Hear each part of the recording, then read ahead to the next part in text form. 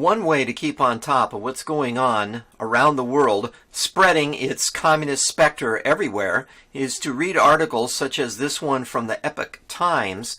They have been doing a multi-part expose on the Chinese communist ambitions on the global scale, and the most recent chapter covers their global ambitions that have not disappeared with the disintegration of the Communist Party in Eastern Europe, but have greatly accelerated in the past decade.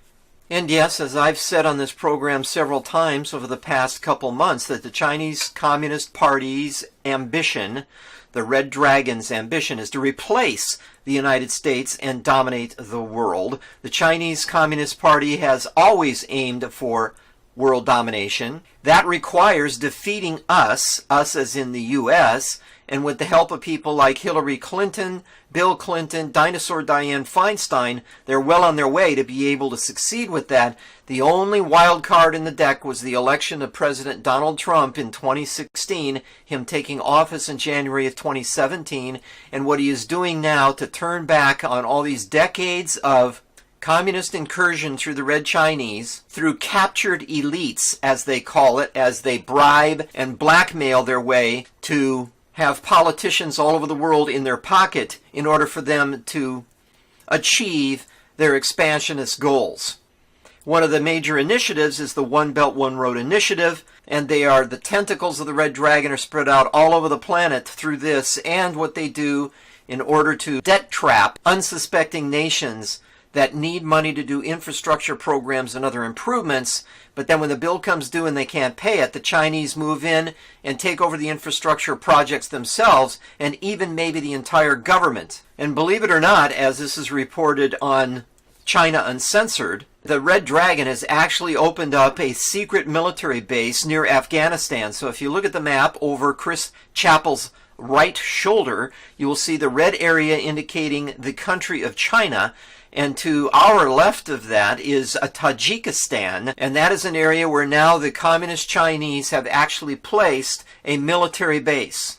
And you might wonder, why would Tajikistan allow themselves to be host to the Red Dragon's military forces? Well, once again, you've got the debt trap that the Red Dragon has perfected in place, and through a single state bank, China now, Red China, holds more than half of Tajikistan's external debt, and that was as of 2016. They had no external debt as of 2006. And so once again, they laid a debt trap, and Tajikistan put their foot in it, and now the Red Dragon is using it as a military outpost. Another way to stay on top of what the Red Dragon is doing around the world is to keep an eye on ChinaNews.net. As you look at this picture, you may be a little unsure of exactly what the composition is of the three gentlemen shown in this picture. So you have in the center, believe it or not, a Saudi official flanked by two Chinese representatives. So those two members of the Red Dragon Society flanking one of the representatives of the Saudi government, spreading Islam wherever they can.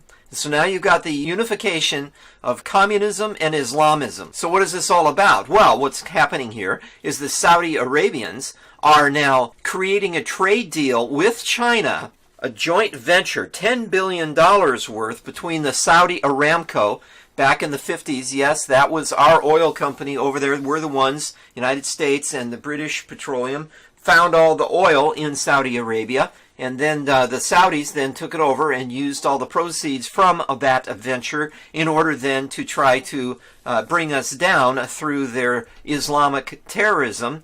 And so now Saudi Arabia and the Red Dragon are entering into a deal that will enable them then to build refineries, pull extra crude out of the ground, and do whatever they can. And some of this could be in order for the Red Chinese and the Saudi government to fight back against the expansion of what President Donald Trump has unleashed in this country, allowing us to drill in Anwar and reducing regulations, or at least controlling regulations to a reasonable limit, so that we can actually continue to pull additional petroleum resources out of our own country as we head then towards world dominance in that area. And this is the Red Dragon fighting back.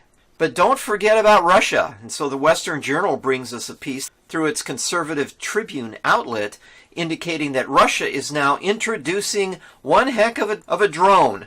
It could change warfare forever, and they are comparing it to the AK-47, which is the automatic weapon of choice of jihadis everywhere. So this kind of a drone could actually be more formidable than the drones that we have in the air. So after the AK-47, now you've got this new piece of military hardware, and the aerospace subsidiary of the Kalashnikov group that makes the AK-47 has unveiled an unmanned kamikaze drone specifically designed for the destruction of ground targets. It's called the KUB-UAV. Take a peek.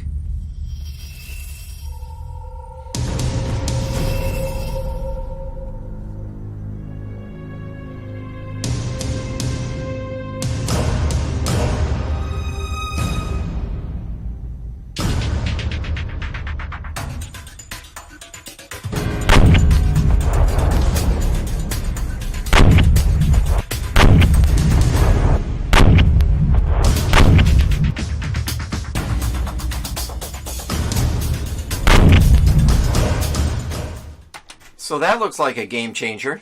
And now as we read from One America News Network, President Trump is headed over to Vietnam in order to meet with President Kim Jong-un of North Korea for a second time, as they're going to hold this important summit.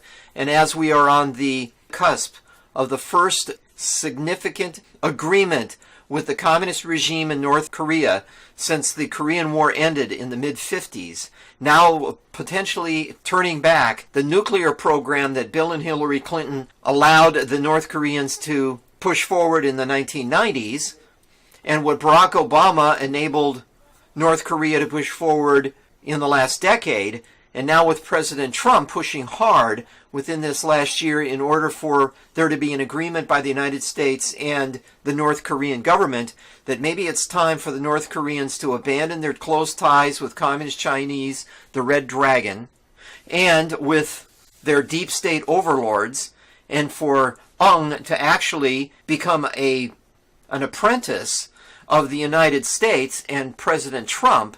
I would think that President Trump is on the verge of becoming Kim Jong-un's mentor, and will show him just how trading in his weapons for plowshares, denuclearizing the North Korean country, and thereby the Korean peninsula, reuniting North and South Korea, and turning the North Korea then into a capitalist nation, striving to expand wealth for its citizens as it declines as a nuclear threat.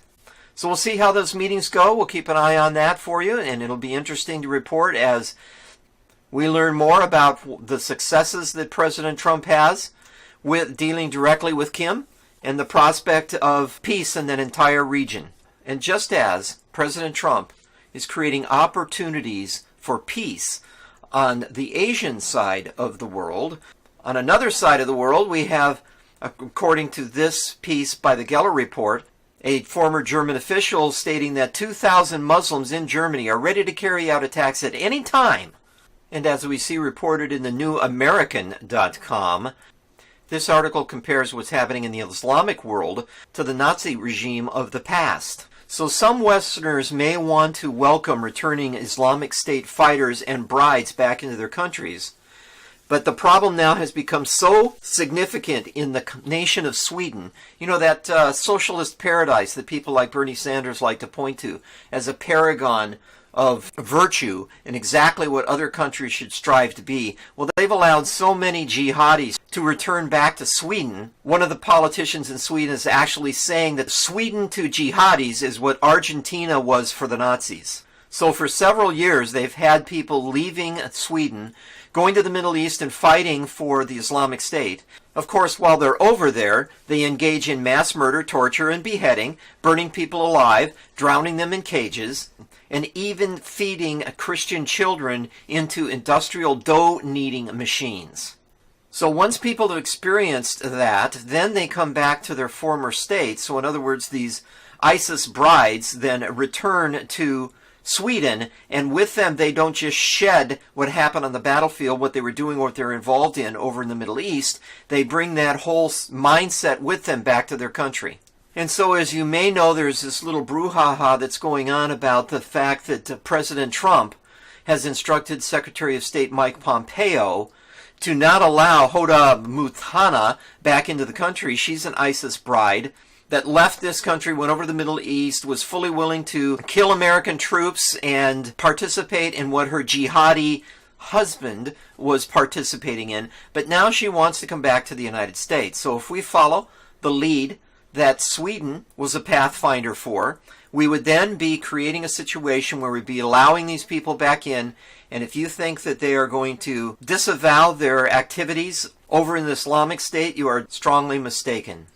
There's some speculation, and this piece is coming to us from Breitbart, that it's possible, and Dr. Dave Janda was talking about this the other day, that the meeting that took place between President Trump and Robert Mueller the day before he was appointed, Robert Mueller, as special counsel, instead of that being what was popularly accepted as a job interview for the position of director of the FBI, after President Trump, on Rod Rosenstein's recommendation, fired leaky Jim Comey, that actually it may have been a sit-down. It lasted several hours. I believe it was up to 4 hours they were meeting together in the Oval Office.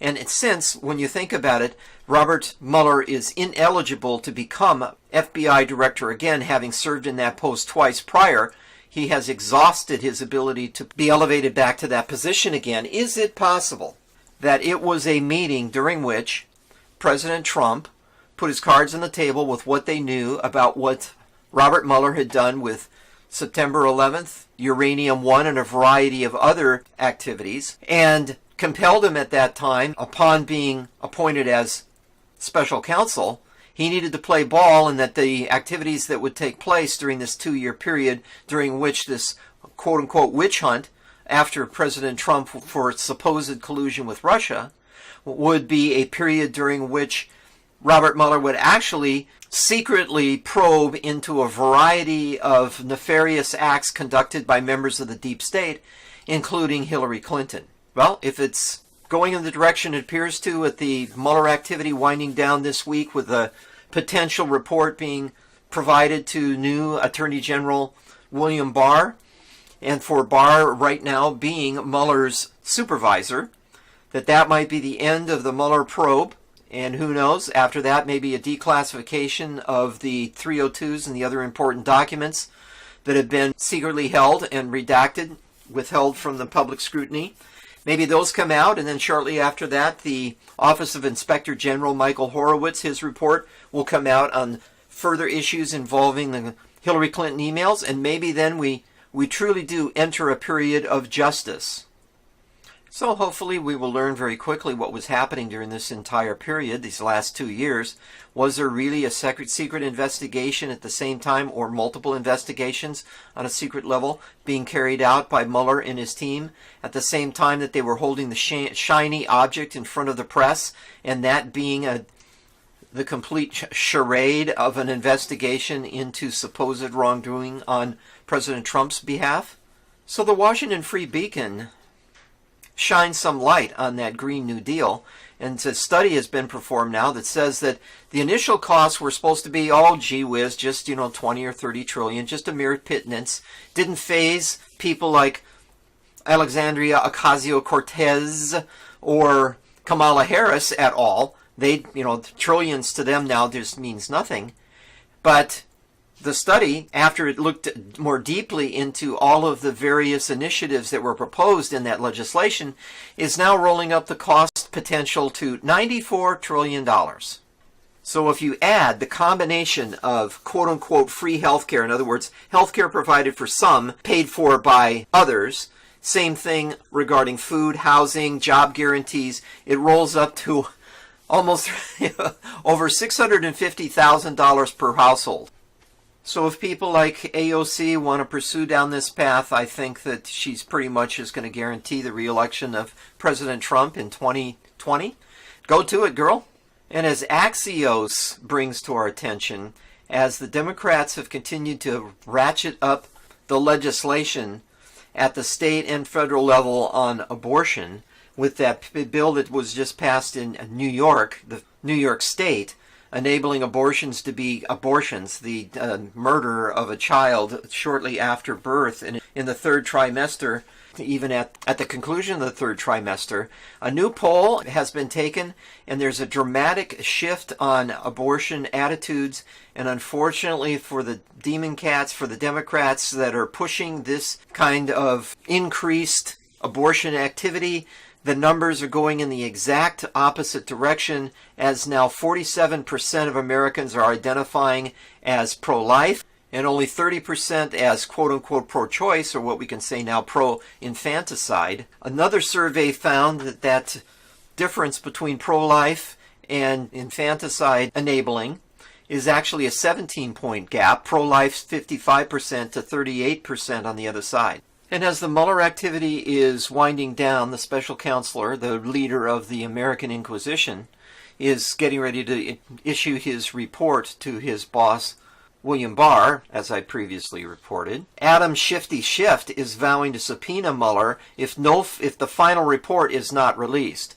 So they want to make sure, this is what's happening, Democrats want to make sure that when the report goes to Attorney General William Barr, that enough details of it come out, even though they are hedging their bets and don't believe that anything truly damaging to President Trump will come out through that report. But they want all details of the report provided to them so they can sift through it and try to connect some dots and maybe even create some false narratives that'll try to make it look like there was actually some there when we know there was no there, just to ask Peter Strzok. But the way this works is a special counsel provides a report directly to his supervisor, the Attorney General, and that's it. The then special counsel is done with his job, and the Attorney General is not required by any law to reveal the contents of that report. He takes action on it based on what he's been presented by the special counsel, and if that requires him or would point him in the direction of issuing indictments or taking other action to create other investigations as follow-up to what he's been presented with, that's the extent of his mandate. Anything beyond that is at his discretion, that being the Attorney General's, not required by current law. And so what the Democrats are trying to do is try to compel the Attorney General into releasing information out of that report that would be contrary to the current rules of how this all works, so that they can then, again, ratchet up their investigatory interviews and other steps in order to get the information out that they would prefer to try to spin.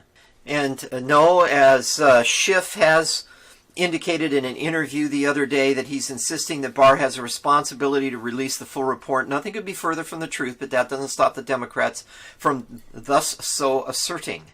And it will be interesting to see if Adam Schiff goes ahead and subpoenas former special counsel Bob Mueller when the investigation is done. That would be interesting, because who knows, maybe that could turn into a perjury trap against Mueller. So thank you for listening, and God bless. And now the DC Hammer Show is available as an audio podcast. Just go to Podcast Garden or iTunes and search for DC Hammer or News Network Analysis Associates, NNAA.